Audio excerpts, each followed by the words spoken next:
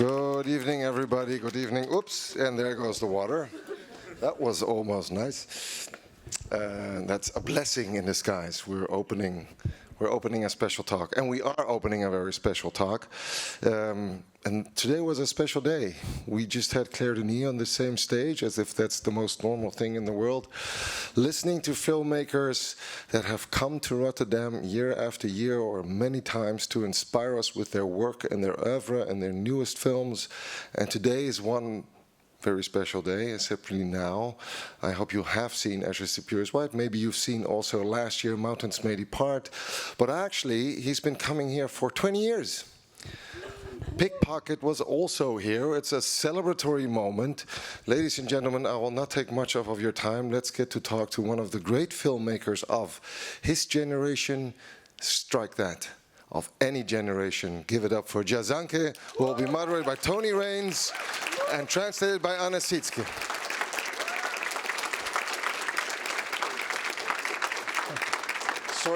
Sorry for the water, though.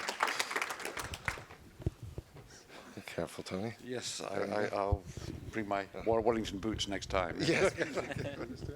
Am I going to keep this? There's one. I have one. Yes, and yours is, yeah. Yes. Yeah. Okay. Hello. We have selected a few clips from earlier films by Jia Zhangke, and we'll probably intersperse our conversation with those. And they'll come up periodically when it seems right to use them. But they're all lined up. The expert technical crew over at the side there have waiting for the cue to play them. That aside, we're going to talk rather freely about Mr. Jia's career, about his beginnings in cinema, what he wanted to make in terms of cinema, about how he's moved from being an independent filmmaker outside the law in China to becoming one of the most prominent figures in modern Chinese cinema. And at the end of the session, at Mr. Jia's request, well, actually with his approval, let's say, we're going to take some questions from you two. So there'll be a chance for you to ask questions towards the end of the session. So I want to start things off by taking you right back to the beginning. In the mid-1990s, you were a student at Beijing Film Academy, but you were not studying filmmaking. You were not one of their directors' class or their cinematographers' class, like the previous people like Chen Kai-ge and Zhang Yimou and that lot. You were doing film studies, but you started making films as a kind of independent filmmaker. And it was the time when independent cinema was beginning to appear in China. And I wonder if you can pinpoint what it was that made you want to make films yourself. Why did you switch from being kind of academically interested in film to wanting to become an actual filmmaker? Can you remember that moment? 他的问题是，90年代你在北京电影学习，但是你的追求的就是这个是学术性的这个关于就是电影学，而不是在导演系，也不是这个摄影系。那么为什么贾导演就想就是开始拍电影？有没有一个很具体的一件事情或者？大家好，首先欢迎大家，谢谢大家来到今天的这个分享的会啊。Welcome everybody to this session today. Yeah. 我是这个喜欢电影很晚，就是想成为一个电影导演很晚，大概是21岁的时候，也就1991年，我才想当导演。在这之前，我是一个影迷，看了非常多的电影，特别是在80年代的时候，基本上每天都是在录像厅度过的。录像厅就是一台电视机，一个录影带，然后那是一个非常丰富的世界，因为都放的是电影院不能放的电影，主要是香港、台湾的武侠片啊、黑帮片啊这样的影片。So concretely, that was when I was 21 years old in 1991. Previously, in the 1980s, I was a big film fan, and in the 1980s, I used to watch a lot of films in video parlors. And when I say video parlor, that means actually that you're in a room and there's just a video and a TV set, and you just watch videos. And the films I watched at the time were a lot of them were from Hong Kong and Taiwan, and they were martial arts films and all other sorts of films that you couldn't watch in Chinese cinemas at the time. 那个时候很喜欢看电影，但是当我自己有表达的这种愿望的时候，选择的能想到的，首先还是文学，因为在当时中国只有16个国家的电影制片厂才允许拍电影，而且这些制片厂都在大的城市。我是生活在很小的一个小城它是介于大的城市跟农村之间的，只有大概30万人口的一个小城，所以电影离我们非常远。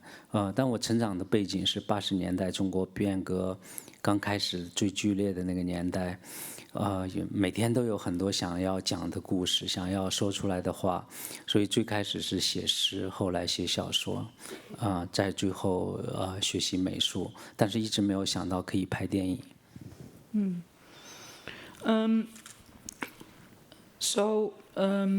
When it became my wish to become a film director, I actually thought it was going to be very difficult to become one, because at the time there were only 16 state film studios in China, and I thought for somebody like me with my background it would be impossible to become a film director, because my background is that I come from a very small city that is actually, it's not really the countryside, but it is fairly small, and there's only about 300,000 people living in it at the time. And in the early 1980s, China started to go through momentous changes. And I knew that in those changes, there were lots of stories that I thought were deserving to be told. And I wanted to tell those stories. So right at the outset, I started to write poetry, and then I started to write stories. And then I became interested in the arts. 那么一直到1991年，很偶然的一个机会，我看到了陈凯歌的电影《黄土地》。看完之后这部电影帮助我发现了电影，因为我的家乡就在黄土地上。那部电影这个我第一次看到我家乡的那种土地，这个人的样子出现在电影里面，而且那个电影虽然它是讲这个过去年代，就是40年代的故事，但是那个电影里面出现的人的贫穷跟我感受到的非常的一致。我就是我第一次在电影里面看到我熟悉的生活。这时候我才发现原来电影也可以拍我们自己的生活。从那个时候开始就想成为一个电影工作者。So the reason that I suddenly realized that I could become a film director was when I watched Chiang Kai-shek's Yellow Earth in 1991, and that film is situated in a place where there's loess, it's the kind of it's the Yellow Earth that's in the title, and it is exactly my people that I was familiar with. Was my type of countryside. I was really familiar with the way it looked. And although the film is set in the 1940s, although the people depicted are very poor, it resonated with me because it was consistent, the way the people were portrayed with people I knew and with my experiences. And so I thought, it is possible for somebody from my background to become a film director, and this is something that you can put into film. 那在当时想成为电影工作者啊，就是我不知道怎么可以成为一个电影工作者。后来有人告诉我说，北京有一个电影学院，你可以考那个学院。那我就准备考试，但是当时在中国关于电影的出版物很少，很多就是能看到电影也很少，我不知道该怎么准备这个考试。那时候我最想考的是摄影系，因为我觉得电影有一个魔术，就是操纵那个摄影机的人就是这个魔术师。但是我一看那个招生简章，他那个学生必须身高超过1.7米，我没有达到这个高度，我很懊恼啊，我考不了了。So when I had resolved to become a film worker, I started to make inquiries, and I asked people, and they told me, in Beijing, there's this film academy, and you can try and enroll there, but first you have to take an exam. And at the time, there were very few books that were published on cinema, and I didn't know what I had to study for this exam. And I also didn't know, I wanted to become perhaps a cameraman, because I thought, a cameraman, they're wizards, right, of lighting the things. And the requirement to become a cameraman is that you had to be 1.70 m tall, and I don't fit that requirement. So there was a problem right there. 那么考导演系呢，我就更不敢想，因为当时报考导演系的有1000多个人，他只收12个。我其实电影的知识非常少，我就硬着头皮去考电影理论专业，因为这个专业主要考写东西。我一直喜欢文学，我就去考这个专业。And so I really didn't dare to apply for the director's department, because there are 1,000 people every year who applied for that department, and they only admitted 12. So, that was out of the question. And so then I thought, okay, I will, and I thought I didn't have enough knowledge of film. And so then I thought I will apply for the film theory department, because I like literature, and that is something that I can maybe do. So. 结果我们那个考试有一个就是要面试，老师在 interview 我的时候问我说：“你知道戈达尔吗？让·吕克·戈达尔。”我说知道，听说过。说那你能谈一下他的电影吗？我说对不起，我没看过，但我知道跳切。然后老师说那你讲讲跳切，其实我也搞不清什么是跳接，然后就乱回答一次，所以就没有考上。And so at the interview, they asked me questions about, for example, Godard, and they said, "Do you know Godard?" I said, "Yes, I do." And then they asked me, "Can you tell us a little bit about his films?" And then, no, I hadn't seen any of his films, so I couldn't reply. And so it went on like that, and I didn't pass. Yeah. 对，所以考了3年，1993年才考到北京电影学院。然后那个年代是中国刚刚开始有独立电影的年代，也就是张元、王小帅、娄烨刚刚开始拍电影。我是在一张关于美术的报纸上看到了他们拍电影的消息，那个是非常震撼，因为他们在国营的制片厂体制之外，开始自己找到钱，自己拍自己想拍的东西。但是我不知道那是什么电影，但是我知道那是一个新的制作电影的方法。And so in 1993, after 3 years, I managed to pass the test. And at the time, I also discovered that a new type of filmmaking was taking place in China, and that was just the time when independent filmmakers were getting started. So people like Zhang Yuan, Lou Ye, Wang Xiaoshuai, they were making their first films.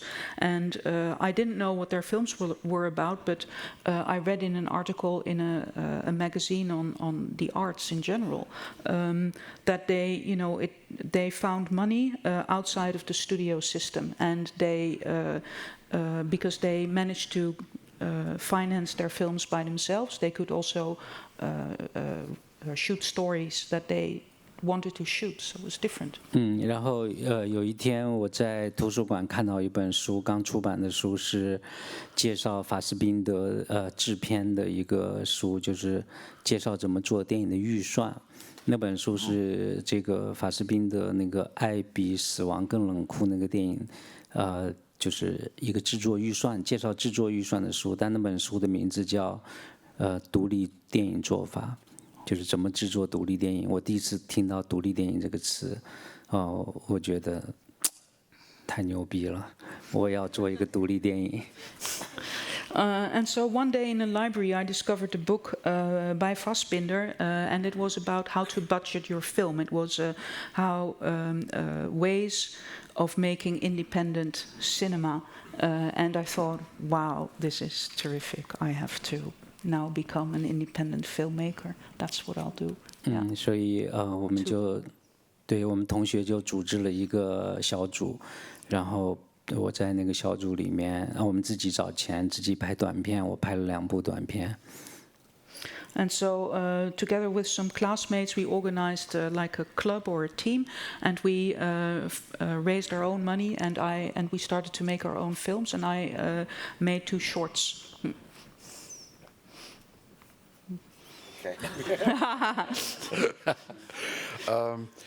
Okay, your first 3 features, I mean, after the shorts, you made, one of the shorts, I guess, is Shampoo. It's not really short, it's like an hour long, or nearly an hour long, so it's a mini feature, you can say, so we're getting quite ambitious already. But when you moved from that to making feature films, your first 3 films were Du Li Pian, independent films. And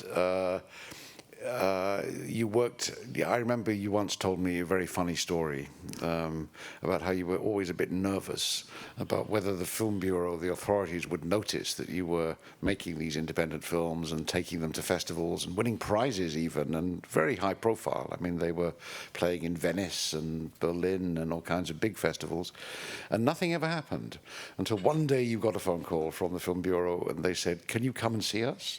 And you went to see them, and they welcomed you, sat you down, gave you a cup of tea, and said, "We hear you've made a film." You said, "Yes, yes, I did.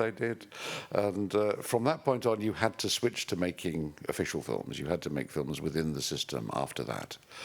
But the first 3 independent films, I wonder if you can give us some sense of what was in your head when you made them. You've explained about the wish to deal with present-day society. You've talked about there are subjects that were not being dealt with in state film industry films, which you wanted to talk about. But how about the style of the films? Did you have, by this time, having spent some years in the Film Academy, had you seen other films from other countries maybe, which had given you a sense of what kind of film you could make that would be adequate to deal with the themes you wanted to tackle? 你的头3部影片都是独立片，那么你曾经贾导演曾经告诉了Tony 一个很有趣的故事，就是说你拍你的头部第几部电影就是一直比较紧张，就是很着急，就是电影局会怎么想，然后呢，就是一直怕他们是不是要找你谈话，但是后来一直没有，不过忽然有一天，他们就请你跟就是喝茶。有没有？然后呢？因为当时你的电影已经在国外，就是你的电影在国外已经相当著名，就是很有名气，在柏林电影节、威尼斯电影节都有放过。那么然后呢？这个你能不能简单的就是谈一谈这个您的这个家乡3部曲哈，这个素材，你为什么会选这样的一个素材？然后呢，风格，你在上电影学院有没有想到，就是看过很多其他的电影，那么是不是这些电影给你关于你你拍电影的风格的一些这个启发想法。这个，首先我觉得我除了头3部影片之外，其他影片也是独立电影。Actually, I think apart from my first 3 films, all my other films are also independent. 另外呢，Tony 的这个问题我没有办法很简短的回答，我慢慢讲。And I can't really give a very quick answer, so I'll answer it slowly. 其实我们当时想拍短片，在学生年代，那是我大学2年级，我们组织了一个小组，这个小组的名字叫北京电影学院实验电影小组。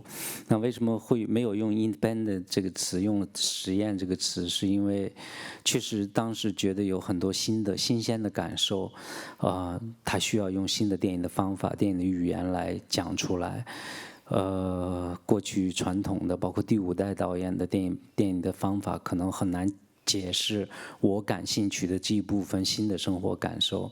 比如说我拍的第1个电影《小五》，它是讲农民工的，就是那个时候刚刚有农民工从偏远的地方，从农村来到城市打工，面对这样一种新的人、新的社会的变化，我相信应该用新的方法来拍摄。这样的话，我觉得我们要找到一个这种新的对生活的新的发现，是应该用新的电影语言来呈现的。所以我们想寻找一些实验性的新的办法，所以我们就那个小组就命名成实验电影小组。Actually, the film club we formed in the 2nd year when I was at the Beijing Film Academy was called Experimental Film Group. It wasn't called the Independent Film Group. And the reason that we chose the word experimental is that we felt that a fresh and new film language was required to tell our stories, and we didn't want to use the traditional methods that had been used of old, and also we didn't want to use the ways of filming that the 5th generation had been using. And for example, when you look at my first feature film, Shampoo, Pickpocket, it is about a rural migrant worker. And oh, Xiaoshan. Okay, so it's about Xiaoshan going home. Xiaoshan goes home, and that's about a rural migrant worker. And we needed a new way of. I wanted a new way of filming in order to express these new revelations I had about life. Yeah. 所以我觉得对我来说有兴趣的，首先是寻找到一种新的人，一种新的人物的形象，它代表了就是我最感兴趣的当代的形象。那么在拍第1部长片《小五》的时候，就小五这样一个人，他处在一个社会的转型阶段，然后无法适应这种变革。那这种人是让我兴奋的，因为这是我觉得是我就是我们这个时代产生的一个新的人物形象，我需要去了解他，需要去把它拍出来。那么相对应的呢，就是我觉得他应该是由一个很自然的、很有表现力的一个真实的人来扮演。所以我那个时候开始就长期的采用非职业演员的方法。小五的扮演者是我的同学，他是学理论的。sorry. It's okay. So what I was very excited about when I started these films is that I felt that we needed a different type of, a completely new type of main character. Because when you look at Xiaowu, my first feature film, it is about somebody who is unable to go along with the times that he lives in. He cannot adapt. And I wanted to have a main character who could who had, had to be completely natural in the way he conveyed, in the way he fitted the role, and also authentic. So I needed a certain type of authenticity, and that's why I started to think about asking non-professional actors for my films. And so the lead role in Shampoo is played by one of my classmates, actually, who was also studying film theory. 可以说，首先是对那个时候荧幕表演的一个反叛，因为那个时候就是主要这个荧幕上的人物形象都是经过训练的演员扮演的，他们的身体的语言，甚至他们说话发音的方法都是经过训练的，它跟日常生活有很大的距离，比如说我们日常生活里面，像我现在在讲话，可能我就是斜着靠着椅子。电影里的人为什么都要变成这个很端庄的这个姿态啊？就我希望拍到真实的人。And so, in my choice of this main actor, that actually also is a rebellion against the specific, body type of actors that were used until that time, because in terms of body language, in terms of diction, their pronunciation, all of, when you look at regular actors, all of that has been trained. And so even the way they sit in a chair, for example, I may be leaning a little bit when I sit, and they all are taught to sit up straight, and their diction is all clear and things. So I wanted to subvert that. 那另外一方面就是从那个时候开始，我特别喜欢用方言来拍电影，因为我自己是一个山西人，在中国有非常多种的方言，每一种方言都是很古老的语言，然后这些方言在表达情感的时候，他们是有独特的逻辑，而且是有很强的表现力。我非常不喜欢普通话，对我自己写剧本的时候，我很难想象我这个人物，就是我不会用普通话思维来写台词，我只会用山西话思维来写台词。我觉得我们那个时候每个人，我们都有故乡，我们都有口音，我们都有自己的方言。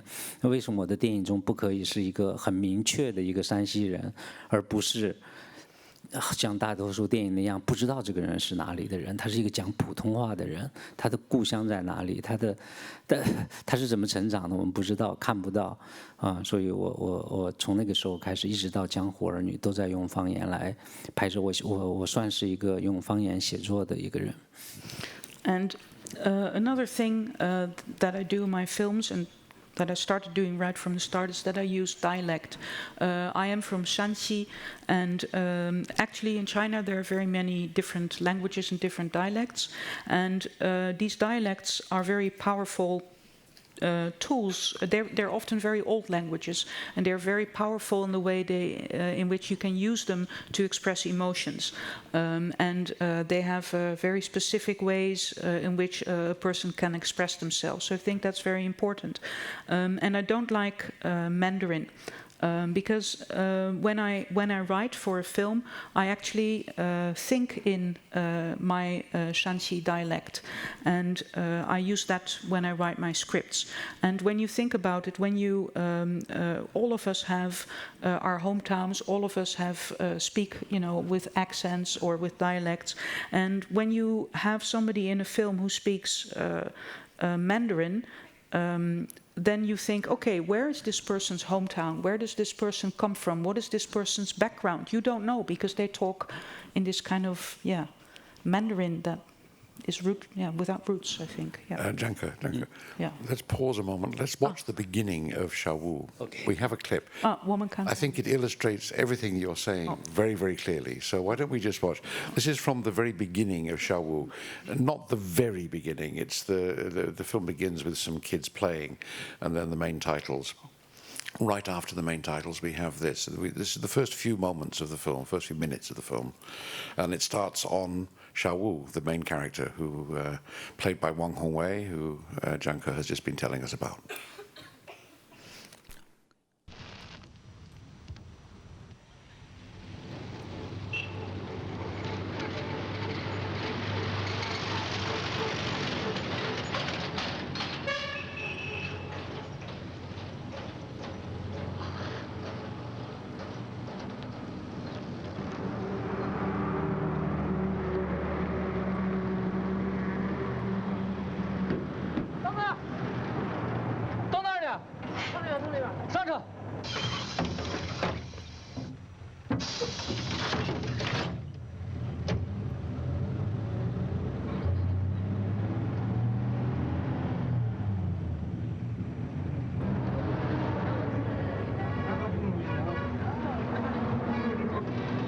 镜头嘛，朋友们。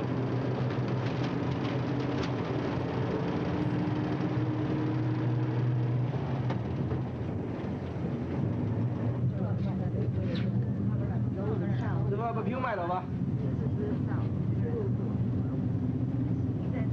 卖屏。我警车。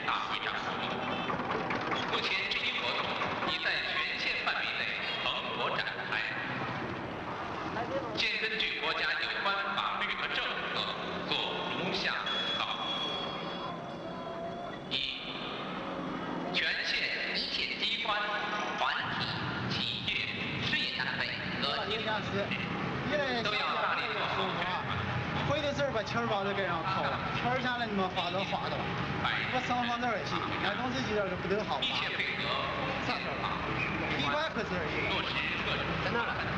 车单刚进，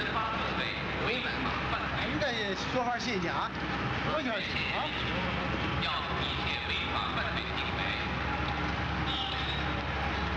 哎，这个是相声界红的腰的，你这人家抽出来了，一个水老头韩国。韩国不少钱。哎呀，反正这个也要抽过的。哎，对了。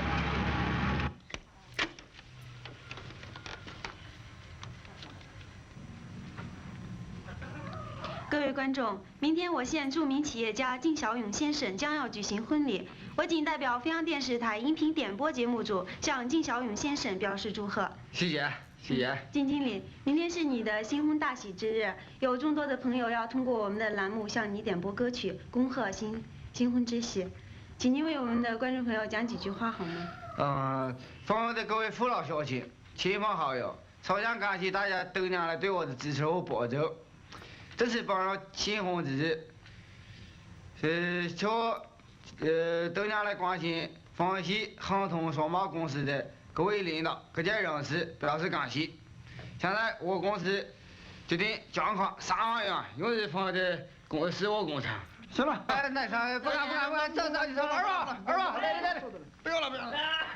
不敢，我往走嘛。儿子小有钱，拿着吧。来，坐一坐嘛，没别的，过来啊，回头啊，对，哎，坐那儿。好。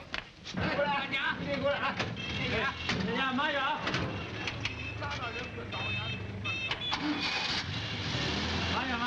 慢点。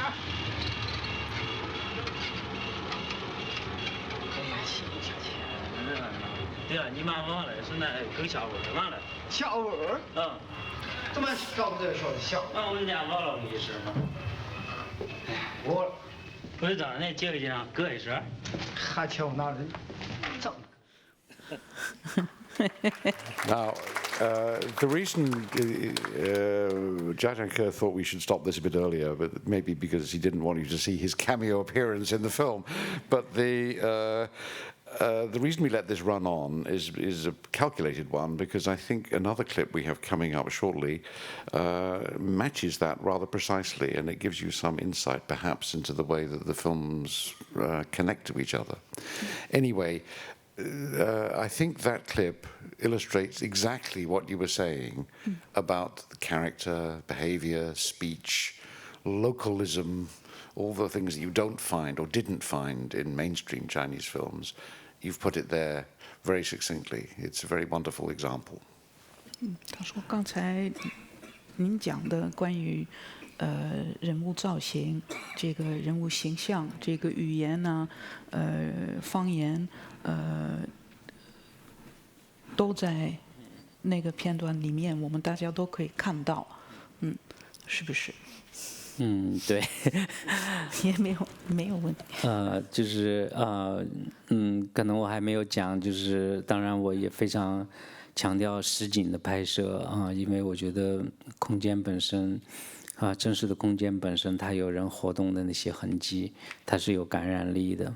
另外一方面呢，这个也是从这个电影开始，就我比较多的使用长镜头。其实刚才托尼问我说受什么导演的影响，我在大学时候这个我主要研究爱森斯坦，研究蒙太奇理论。但是当我这个毕业的时候拍这个小五的时候，我却选择了使用长镜头。So actually, what is also what I didn't talk about just yet is that you can also see something of my film style here, and it has to do with the use of space, the fact that there are lots of people there and the way they move, and I think this is also when I started, one of the things that I've employed a lot in my films, which is the long take, and. Actually, when I was in university, I studied editing theory by Eisenstein, but that's not something that is in my films. Yes. 对，因为我自己成长的背景里面，我看的最多的电影可能就是这个宣教片，就是这样的一个非常主观的这个主观的精神概念强加给观众这样的影片，那就是当我自己开始拍电影的时候，我觉得我应该选择更客观的方法，跟人有距离、观察式的那种拍摄，因为我觉得观众是应该有一种平等的权利去透过长镜头去了解，去选择他们，去进行他们的判断，去把他们自己的生命经验、生活经验投射在这个影片里面。所以也是从那个电影开始，就是我自己电影不会有什么不会有所谓的这个一个明确的概念给观众，因为我觉得生活本身的状态是重要的。我没有什么结论，我没有什么这个更多的真知灼见，我有的是对生活的一个细节的拍摄，是对生活状态的呈现。And so when I grew up, I think from my background, a lot of the films I watched were propagandistic in nature, and they were quite subjective in the way they tried to convey certain information to the audience. And so when I started to make my own films, it became I wanted to have more distance between me as a filmmaker and the audience. I wanted to have, I wanted there to be more distance, more room, and I wanted to have a more objective approach so that the audience felt more equal. I wanted to empower the audience so that they could use their own life experiences and their own impressions to interpret what they saw on screen. And so my films don't have what you could call like a concept or a certain idea that I want to convey. I don't have I just want to show life as I think it is, a certain way of existing, a certain way of living, but I don't have any conclusions or any, that I tie up to that. Yeah. 就是这样拍完小五之后，其实小五可能在那个年代21年前，可能更重要的是一个小偷变成了一个电影的主角，因为这个在当时的荧幕上，中国电影的荧幕上，可能是让主流社会很难接受的一个事情。And so I think when you think about Shampoo, which is now 21 years ago when I finished it, it is, I think, for the first time in a Chinese film that a pickpocket is the main character in a feature film. And I think up until that time that had been inconceivable in Chinese cinema. And I think that is one of the main things about that film. 对，但是在我童年的时候非常喜欢的一个电影是印度的电影。我不知道英文名字叫什么，中文叫《流浪者》。那个电影就是关于小偷的。那么在我再长大一些，我看到另一部意大利电影《偷自行车的人》，德西卡的，也是关于偷窃的。就我觉得这是一个伟大的传统，拍这些有小毛病的人。And so when I was young, I also watched a great Indian film. I don't know the English title. It's something like The Wanderer, or and it's also about a pickpocket. And of course, I also watched the Bicycle Thieves, Ladre di Bicicletta, by De Sica. And I think those films are great films, and because they have as their main character people who are, they are not, they have their small shortcomings. 因为那个时候的独立电影有很多反叛的形式啊，就是比如说那个时候的独立电影非常喜欢说脏话，就是喜欢电影中的人脾气都比较暴躁，容易说很多脏话。但我自己觉得真正的反叛不是说语言上的反叛，而是我们能不能把被生活忽视的人，那些不允许进入到荧幕上的人，让他们成为荧幕的主角。直到今天我都觉得寻找到这样的人是重要的，就好像比如说文学史上写出了红与黑，写出了于连这样的人。就像中国文学里面鲁迅写出了孔乙己或者阿 Q 这样的人，就我们能不能就是创造出这样的人物形象？这个人物形象他能不能反映这个时代？我觉得是最重要的事情。And so at the time, in many independent films, one way in which they were rebellious or in which they tried to subvert things is that they used dirty words. There were lots of expletives in the films, and I thought that wasn't enough. That wasn't interesting to me because rebelling in terms of language was not something that was very appealing to me. I wanted to show people on the screen who had been neglected, who were not allowed on the screens of cinemas. And so when you look at literature, for example, people like Julien in The Red and the Black, Le Rouge et le Noir, so somebody like that, or in one of the great modern Chinese writers, Lu Xun's works, he has written about Kong Yiji and about AQ, and those are also similar types. And I wanted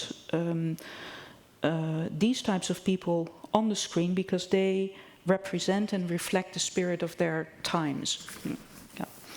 那这个影片小五推出之后就去了很多电影节，然后因为我在拍小五的时候我还没有毕业，我一直觉得我还是一个学生，那小五这个算是一个学生的作品，没有多想。然后结果这个电影后来就在法国发行了，然后很多国家开始上映，有一天就像Tony说的一样，我就被叫去喝茶了，然后说我严重的影响了我国正常的对外文化交流。And so when I made Shampoo, I hadn't graduated yet, so to me that was kind of like a student's work. But it went to many film festivals, and it was distributed in France, and then it also went to other countries. And like Tony, like you said earlier, that was also the point when I was asked for tea, and they said that my film had a great impact on the international relationships between China and other countries. So it was not. 对，我突然觉得我好像是一个大人物啊，可以影响文化交流。And so suddenly I felt like I was this really big important person, and I had an influence or an impact on cultural exchange. 对，然后在1999年的1月13号，我记得非常清楚，我就开始发布了一个禁止我拍电影的命令，然后大概在2周之后就来了鹿特丹电影节。And so I remember very clearly in 1999 on October 3rd, I was forbidden. There was like an order that forbade me from making films, but then I still went to Rotterdam. I came to Rotterdam, yeah. 为我的第2部电影开始做准备。And I started to make preparations for my second film. 其实没有多想，因为我觉得我没有什么错。I didn't really give it a lot of thought because I felt that I hadn't made any mistakes. I hadn't done anything wrong. 我觉得没有错，那我就继续做下去。And so, because I felt I hadn't done anything wrong, I thought, okay, I'll just continue in the way it was. 这样的话，2000年的站台，02年的任逍遥，都这样拍出来，当然也没有办法在中国公演。And so that is how in 2000 my film Platform was finished, and in 2001 Unknown Pleasures. But those films at that time couldn't, of course, be shown in China. There was no way. But I remember going with you to a shop in Beijing selling pirated DVDs. Around that time, and I remember that you noticed on the way into the shop there was some discs being sold not in the usual sleeves but in brown paper bags. And on the title, or written on one of them, was Shampoo, and on another one was Platform, Jantai. And I remember the shop guy had no idea who you were. But you asked him, how many of those do you sell?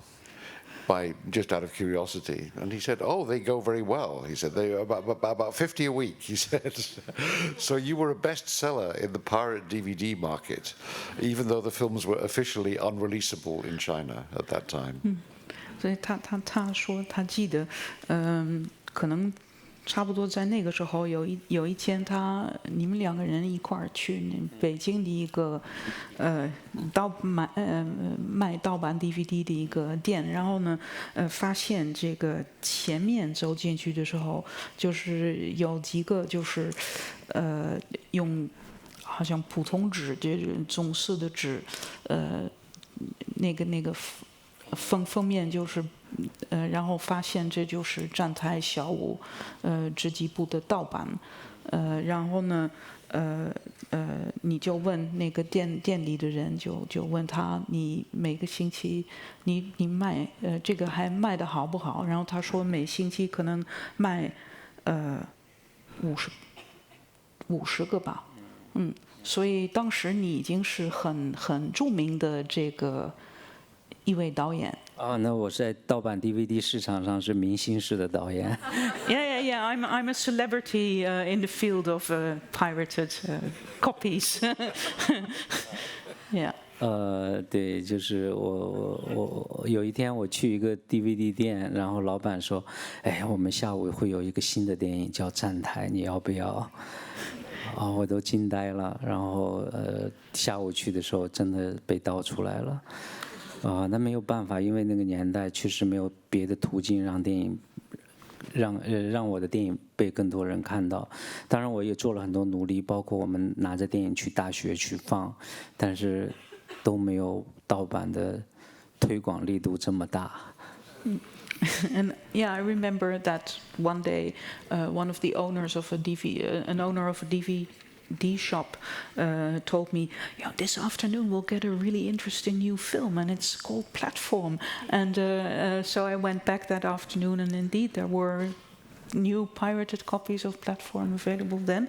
And of course, at the time, there was no other way in which you could watch these types of films. And of course, I tried very hard. I made a big effort to take my films to universities to show them there. But other than that, it was just pirated copies. Yeah. Let's jump, because the time is racing ahead. We don't have limited time here. Let's look at a little bit from your second legal film. After these 3 independent films, you were forced to make films more legally, or at least with approval.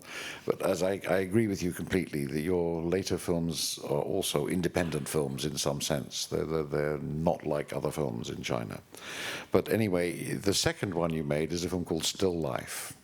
And it represented, amongst other things, a break with the Shanxi. The first 3 independent films were all Shanxi films, or rooted in Shanxi characters and Shanxi experience.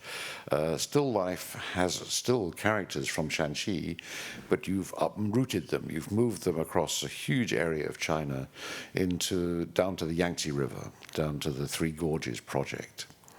And we chose a little clip from this, which presents the work in the Three Gorges project, the preparation for the dam, so the area that's going to be flooded. But you show this in a way that I don't think any documentary has shown, and I think no Westerners who were aware of this project had seen it shown in this way before. So it's a quite interesting thing. It also compares interestingly with your new film, because the same actress, Zhao Tao, appears in the same town and again looking for a missing husband. So it's one of your internal references.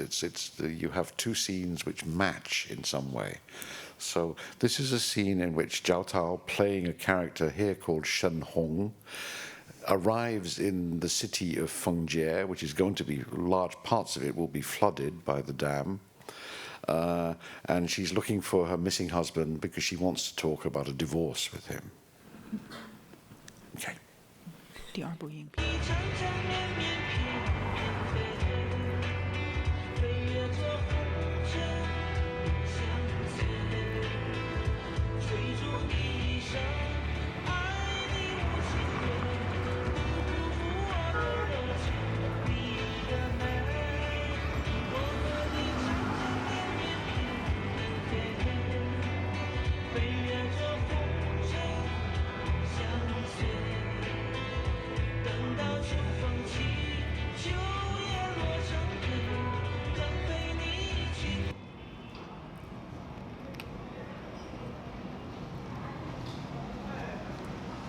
喂，你好，帮我查一下奉节县文管所电话。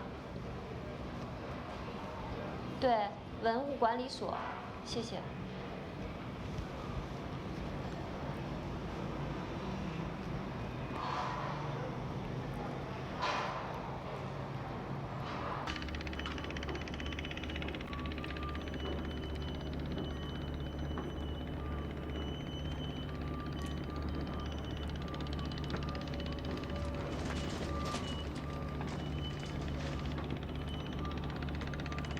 师傅，请问王东明在哪儿？董明啊，那边。谢谢啊。不客气。慢些走啊，别碰着。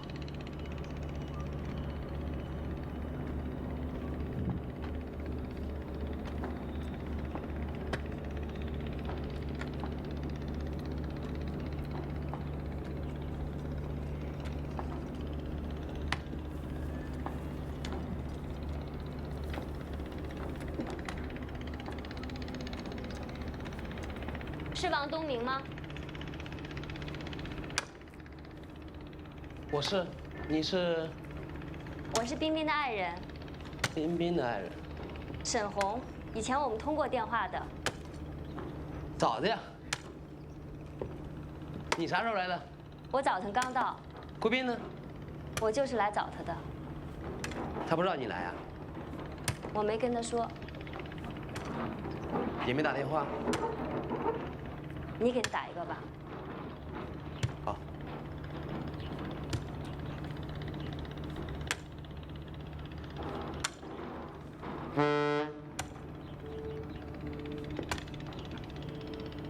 关机了。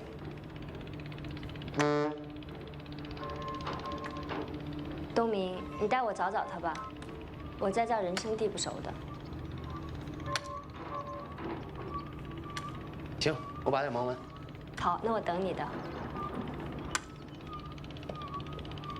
你们在挖什么呢？刚发掘的古墓，稀罕的。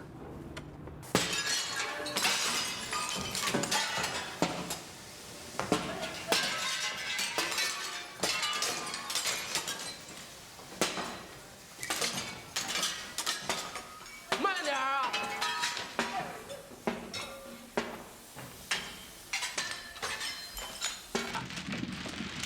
我去。好。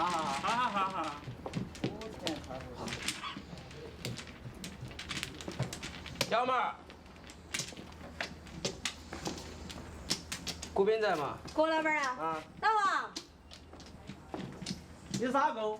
我是他战友，在文化局的。来了吗？他刚才来过，走了。他县里头领导出去一起办事去了。不来吗？还？啊，说不到，我们反正老大也蛮忙一天。那我们等会儿。好，坐，请坐。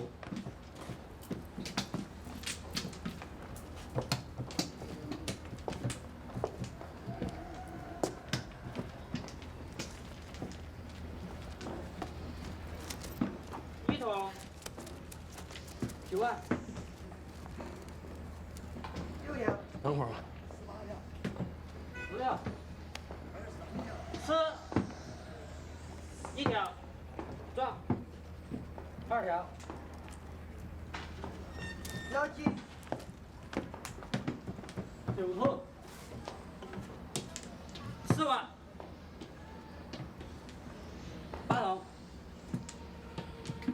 ，5万，7万，7万，4桶，黄包儿，7桶，啥子手？啥子？我的妈哟，咋个那个样子嘞？哎呀，我一进入18队，别个给我一棒。我的兄弟，走，出来，快出来，走家伙！好，你看，他妈的，要找不到地方，我们找那个弄啥个狗子？弄啥狗子？看死他！妈来，起得哟！哎，兄弟，我哪个有条搞啥搞？哎呀，扣子没，妈卖，叫你出去多带几个出去。哎，轻点，哎呦！我来吧。轻点，你哪个哟？我是护士。啊，你来嘛！哎，找他看是那个狗子的。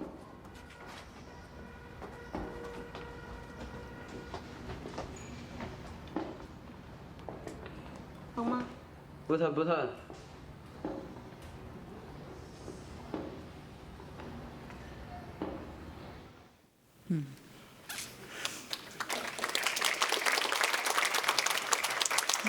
Now, those of you who've seen Ash Is Purest White will perhaps recognize certain parallels between that scene and a scene in the new film, in which Jia Tao again plays a woman coming to this same area looking for a missing husband.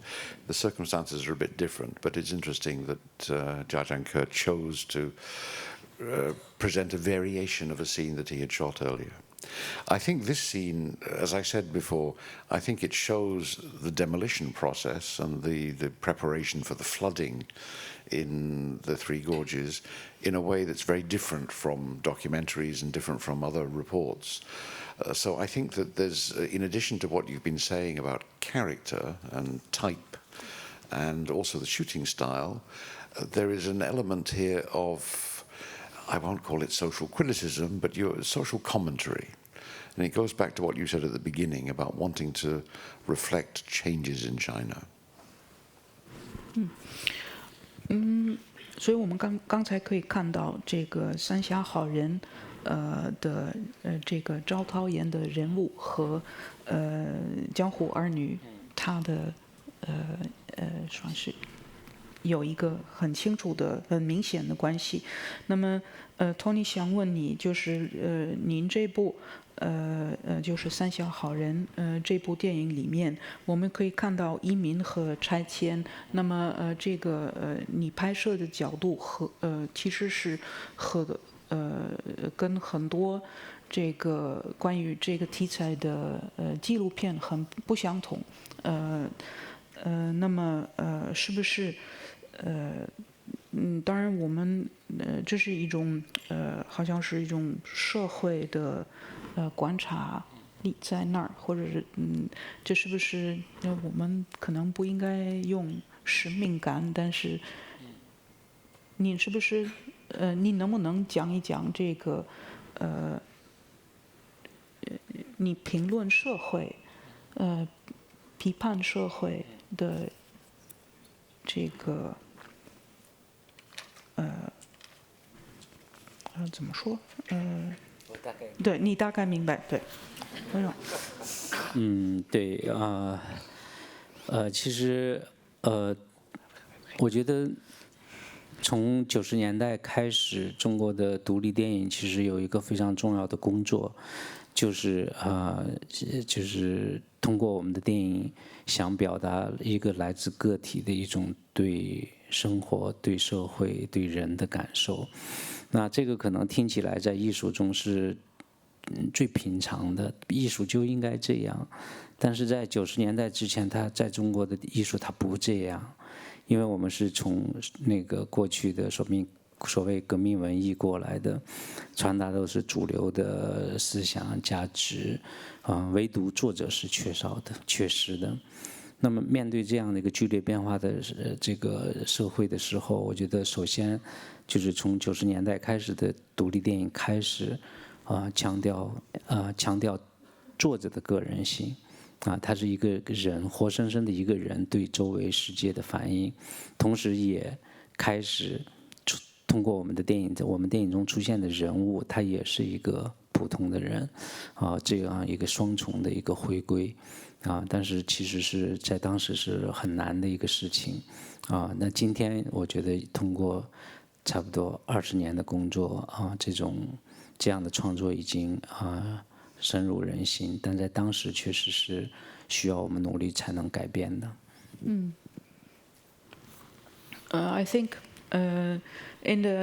from the beginning of the 1990s, I think one of the very important tasks that independent filmmaking was faced with was that we had a responsibility, I think, to reflect people's lives and people's experiences. And of course, you might say now that this is normal for the arts, for cinema, that you should do that.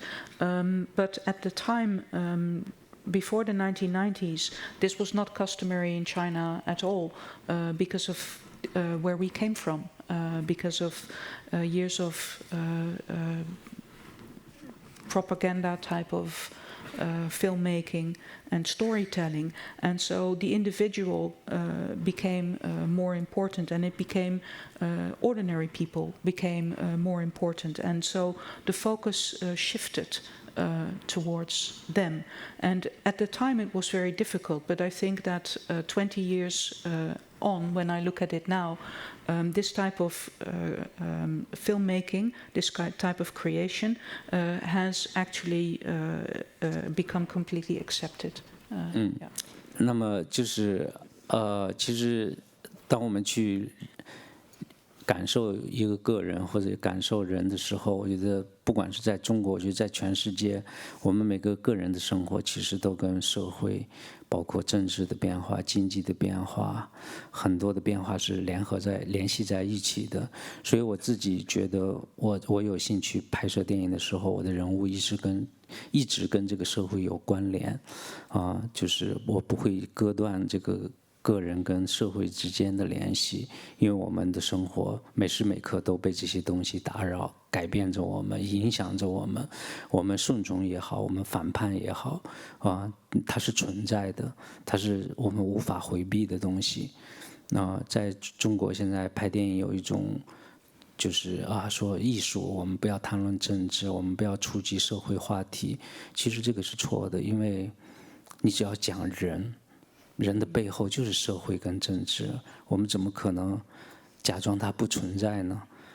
所以当我进入到三峡那个地方的时候，面对中国最大的一个工程，100多万人的移民，几千、2、3千年历史的城市消失的时候，你再去看一个人的生活，他那样被动，被这种大的时代这个影响、打扰，那个时候就是我觉得我一下子就是充满了一种创作的欲望。And so when we observe people, when you want to film somebody, you cannot do that in isolation, because when you look at the changes that take place in society, people are affected by those very big and important changes, and the way in which people live their lives, their lives are impacted by society. You cannot divorce the person from the society that they live in, and so our lives are constantly influenced by whatever is happening in society around us. And these enormous changes that are taking place, they exist, and we cannot avoid them. And in China, people often say arts shouldn't talk about society or shouldn't talk about politics, but I think that's plain wrong, because you cannot divorce the two. And we cannot just look at a person without looking at the context.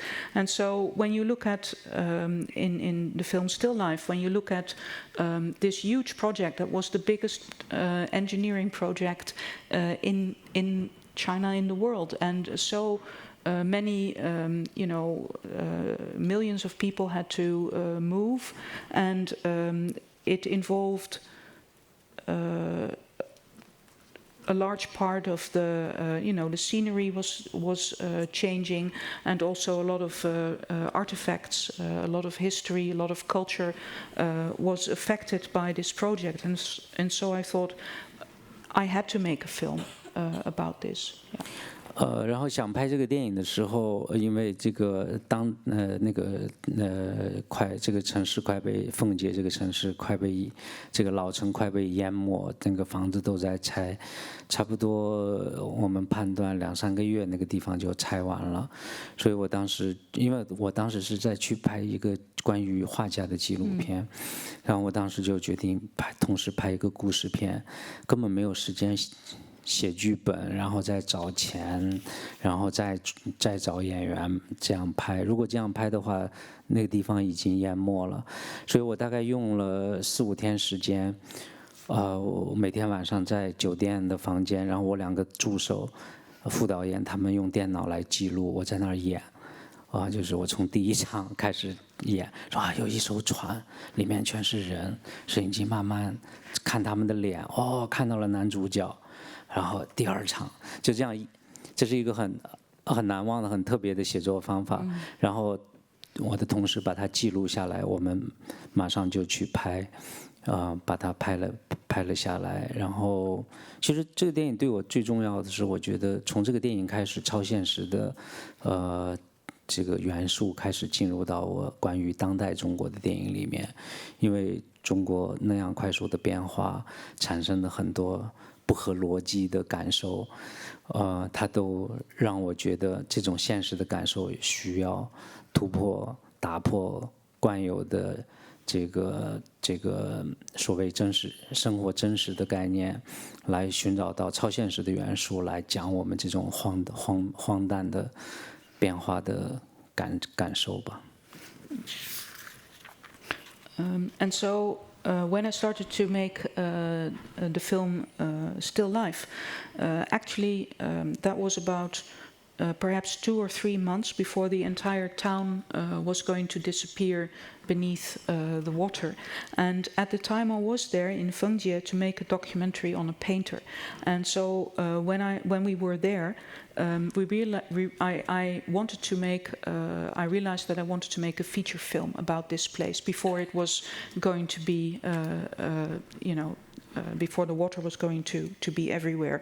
And so before the flooding would take place, I realized that there was only a limited amount of time in which I could make a film, and there was no way I could approach making a film in the way I would normally do, which is writing a script, raising money. And so, because by the time I had done all of that, then the town would have disappeared. So I remember, and this was a very special experience, a very unusual way of writing a script. I spent about 4 or 5 evenings in the hotel with 2 of my assistants to write the script for this film, to work on this film. And I would, the way it went is that I would act out all the different scenes. So we would start from, okay, the first scene, opening scene, there is this boat. On this boat, we're first going to look at all these faces of people, and then the face of the main character will show up, and then the assistants would be taking notes, and so from one scene to the next, all of that was recorded, and that is how we made the film. And so that was still is a very special experience for me. And also, Still Life is the first film of mine where surreal elements start to crop up, because I realized that the changes that were taking place are so absurd and momentous that they actually they go against logic. And so then it became natural to have surreal elements pop up. 因为我们拍的时候是拍纪录片，那纪录片我们是用一个小的数码摄像机在拍，突然决定要拍故事片这个大家就觉得这个东西行不行啊？然后摄影指导说我们没有灯啊，我们怎么拍啊？后来我们觉得就这样拍因为我们面对一个我们要跟中国的变化赛跑，我们如果不马上拍，我们就跑输了。我们眼前发生的事情就拍不到了。所以直到今天我都非常感谢数码，只有它能够帮助我们把中国的眼花缭乱的这个变化捕捉下来，因为拿起来就可以拍。And at the time, the documentary that I was filming, we were using a small digital camera. And so when I suddenly came up with the idea that I wanted to make a feature film, we didn't know whether the digital camera was going to suffice. And we didn't have any lighting, and so that was a big concern. And we thought, okay, are we going to get lights, bringing lights in? No. We decided that we couldn't do it. So we didn't have any special lighting, and we knew that we had to film because otherwise this town was not going to be there anymore. So to this day I'm very grateful to this digital technology that made it possible to record, to shoot this film that quickly. Otherwise, we'd have lost it. 其实最苦的是赵涛，因为他突然被我从北京叫到三峡，第2天就演，然后他问我演什么，我说你看他们在拆房子，你就走。然后他一直不知道他在做什么，一直在走路。其实我是让他带着我的摄影机拍那些拆房子的人。他很迷茫演的。And so it was hardest for Zhao Tao because the second I called her, and so she had to come in from Beijing, and so the next day after she'd arrived, she had to immediately we had to start shooting. And she said, okay, what is the role that I'm playing? I said, okay, don't worry, you're just going to walk past these houses that are being demolished, and we're going to shoot this. And so she was very much in a daze because she didn't know what part she was playing, but we had to shoot it. 然后慢慢的就是拍了大量的这个拆房子，然后淹没。我说好，现在可以拍故事了，因为那些拆了我也有素材了。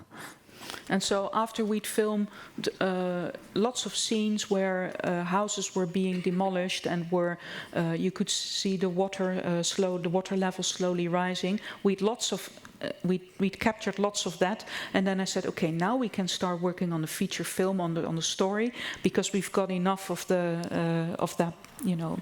其实就是要说一下他的这个造型，他的衣服服装，因为我们突然决定拍，然后我们住的那个酒店的服务员跟他身高差不多，我说你要穿他衣服好了。And because all of this was rather on the spur of the moment, this filming. I should mention that the clothes that Zhao Tao is wearing in the film, she was about as tall as one of the people working in the hotel that we were staying at. So she borrowed the clothes from this girl in the hotel, this lady in the hotel. 然后他就问我一个问题，他说：“那我这么远从山西来，我没有行李吗？我的行李在哪里？”我们确实没给他准备。我说啊，那你拿一个矿泉水吧，这儿很热，你手里拿一瓶水。And so then she said, okay, in the film I've come all the way from Shanxi, but I don't have any luggage with me. Isn't that strange? And so then we said, okay, then you'll just carry a bottle of mineral water. You carry that around with you. 所以当他拿起那瓶水的时候，我一下子找到了这个电影的感觉，因为他拿那瓶水走的时候，我觉得特别像一个女侠拿着一把宝剑。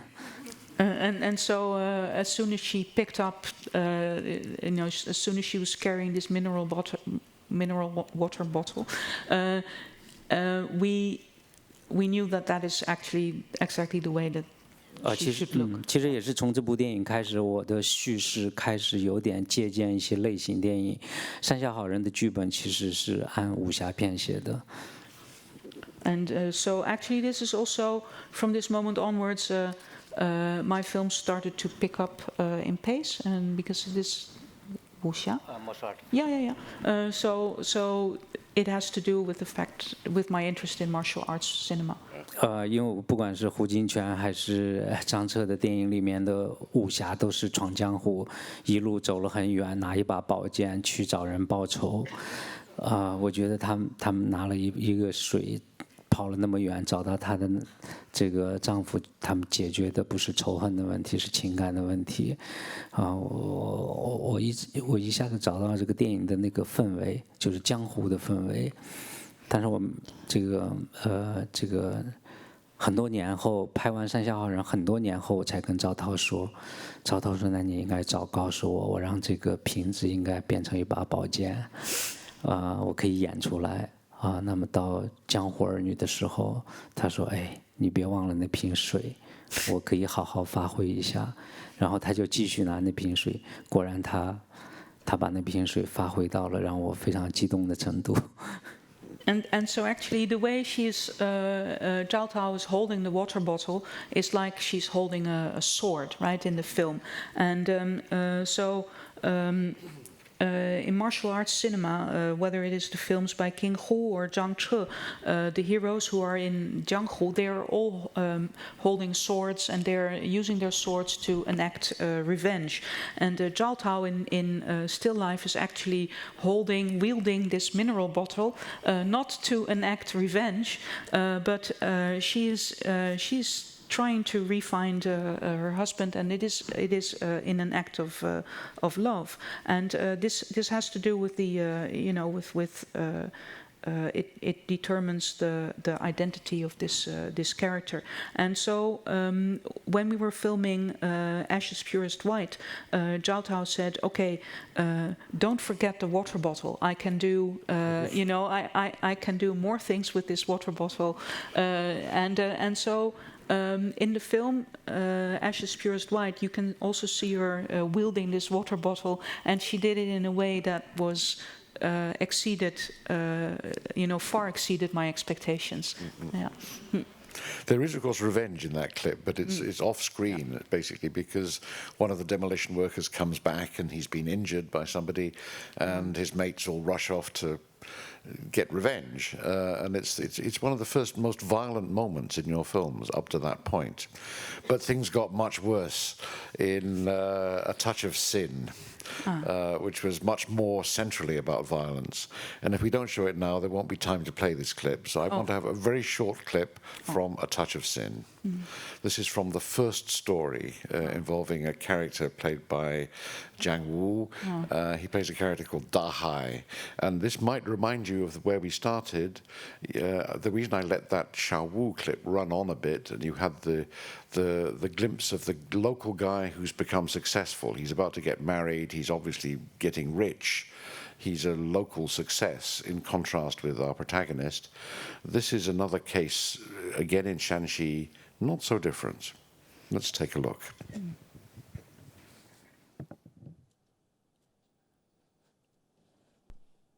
欢迎，欢迎，欢迎，热烈欢迎！好，飞机来了。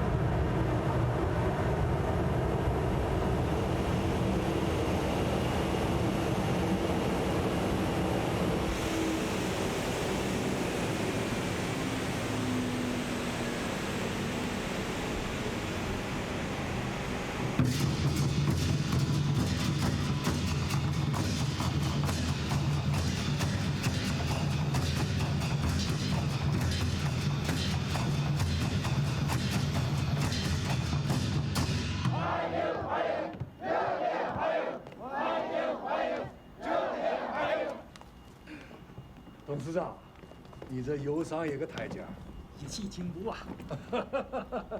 曹长，恭喜了！小贵，鲜花。欢迎，欢迎，热烈欢迎！欢迎，欢迎，热烈欢迎！来，焦总，看这里，哎，好的，哎，好，这儿，来，挨得近一点，好，哎，好。董事长说几句吧。一会儿吧，啊。 来，请。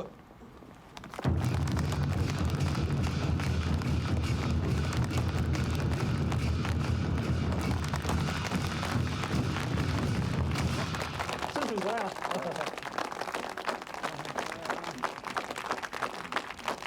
好，樱花，好久不见。胜利！哎呦，大海！哎，胜利！祝贺祝贺！啊，谢谢了，嗨。哎。 好不容易见到焦董事长，我给你说个事儿，能不能赞助俺一下？有什么需要你就说啊。赞助俺2天买火车票去北京，到你和村长的账。行了，过2天过去拿。哎，你能不能当着全村人的面说一说村里的经济问题？你当我多水啊？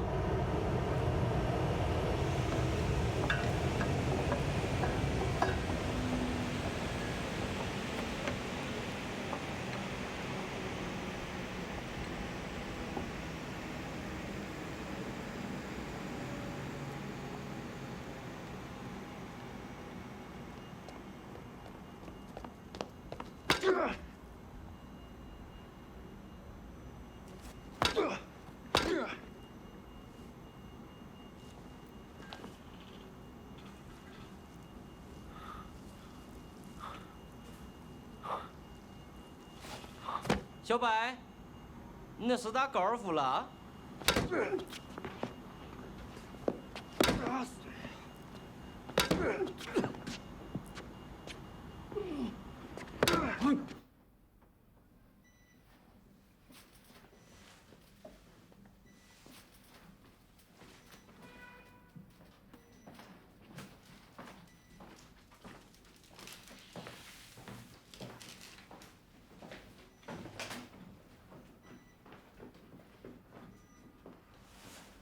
我代表胜利集团，慰问你啊。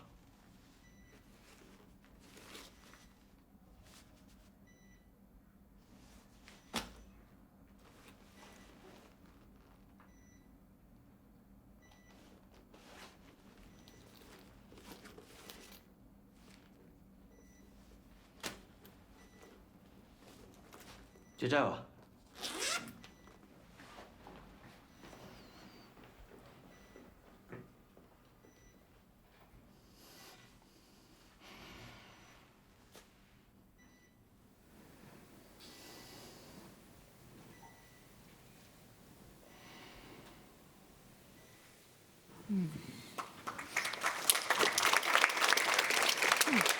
Ladies and gentlemen, I promised you question time, but in fact we have now only 6 minutes left, the clock says. Oh. So there's not much time for you to ask questions. Will you come and lynch me if I don't give you a question time and instead ask Mr. Jia to say a few more things before we finish? Is that going to be okay? Apologies, but we've mistimed it, I think. We've talked too much, and Mr. Jia's given too long, interesting answers to squeeze everything in. So I'm going to ask, if it's okay with you, I'm going to ask him one last question and see if we can wrap this up a little bit. Your recent films are still, I think, very much in the spirit of your early films. Of course, they're on a bigger scale. They're much more professionally made. Their production values are much higher. But I think the feeling is not so different. And I think that Dahai's attack on this Mr. Zhao, the rich guy, the guy who's gotten rich, probably corruptly, is not so different from the contrast in Shampoo between Shampoo, the humble, scummy little pickpocket, and the local guy who's getting rich and becoming successful in the community. So I think there's a direct continuity across your career. I wonder if you look back on your trajectory, if you look back on all the films you've made, how do you see it? Do you see it as a kind of progress, a kind of a way of extending and deepening the themes, or is it a matter of constant rediscovery? How does it feel to you? Tony 说，现在如果回顾，你这个20几年的这个电影生涯，你的电影里面，就是他觉得有一个很大的连贯性，就是从一开始到现在。那么您是怎么看待？就是这个过程是一直的是一种进展吗？或者是一种这个重新发现？就是每一部新的电影是一个对电影的重新发现，或者是从已有的一个很自然的这个进展的一种过程。我觉得是一个很自然的进展过程，就是我觉得就像我最初拍短片那个年代，我一直觉得，生活里面出现新的情况，我感兴趣的时候，我应该找到新的方法去表现它。而那个人、区域、地域、山西人，就是我喜欢的这样的人群，可能没有变化，它有连续性，但是他们面临的处境，他们面临的问题，可能已经有很多的改变。我一直在想，如果98年的小五到了13年看到这个大海，他会怎么想？然后我这种不断变化的现实，它确实需要不停地寻找新的电影的方法去描写。像《天注定》这个大家可能看过，它是由4个人物组成的。这4个人物，为什么一个电影里面要有4个人物？是因为它只有这样才能把我那个时候对这样的一个突发暴力事件的感受讲出来，因为那时候也正好是微博刚刚开始有这样的事件，大部分是通过微博报道出来的。隔几天我们打开微博就会看到一个这样的暴力的事件，人为什么会处在这样的一个暴力里这么频繁？我觉得我很难说服自己用一个人物从头到尾这样的一个电影这样一种叙事来讲这种感受。我需要用4个人物发生在中国的从北到南的4个区域的故事来讲这样一种生活的情况，它很频繁。它不停地在发生。那这种感受，我觉得它通过电影的结构来呈现出来。Yes, I think this is you can say this is a natural progression, and when you look at my films, of course, in terms of area, in terms of the types of people I film, Shanxi is very important, and the questions that people are faced with in their lives, the important decisions that they are faced with, they of course change over the years. And so, for example, you could ask yourself, how would Xiaowu react when he, seeing what Dahai, what happens to Dahai. And so in Touch of Sin, I have 4 protagonists. And the reason that there are 4 protagonists in that film is I wanted to show, and this is something that was common at the, it's just a time when Weibo was getting started in China. And so on Weibo, Weibo would help spread the news of very violent incidents very rapidly all through the country.